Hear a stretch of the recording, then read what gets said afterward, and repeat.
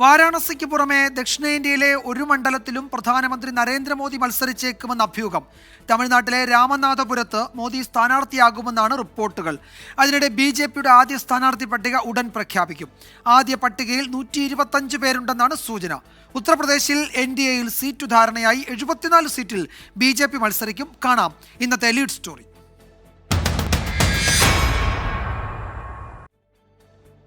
സ്ഥാനാർത്ഥി പട്ടിക അന്തിമമാക്കാനുള്ള BJPയുടെ പ്രധാനപ്പെട്ട യോഗങ്ങൾ ഇന്ന് പുലർച്ചെ 4 മണി വരെ നീണ്ടിരുന്നു.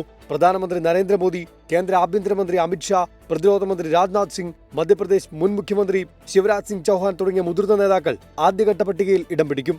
അക്ഷയ് കുമാർ, കങ്കണ റണൌത്ത്, യുവരാജ് സിംഗ് അടക്കമുള്ള സിനിമാ ക്രിക്കറ്റ് താരങ്ങളും ആദ്യ പട്ടികയിൽ ഇടം പിടിക്കും. കേരളത്തിലെ A+ മണ്ഡലങ്ങളിലെ സ്ഥാനാർത്ഥികളുടെ പേരും പട്ടികയിൽ നിന്ന് പ്രതീക്ഷിക്കുന്നുണ്ട്. സുഷമ സ്വരാജിന്റെ മകൾ ബാൻസുരി സ്വരാജ് അടക്കമുള്ള പുതുമുഖങ്ങൾ ആദ്യ പട്ടികയിൽ ഉണ്ടാകുമെന്നാണ് വിവരം. പ്രധാനമന്ത്രി നരേന്ദ്രമോദിക്കൊപ്പം ലോക്സഭാ തെരഞ്ഞെടുപ്പ് പ്രചാരണങ്ങളിൽ ഉത്തർപ്രദേശ് മുഖ്യമന്ത്രി യോഗി ആദിത്യനാഥും സജീവമാകും.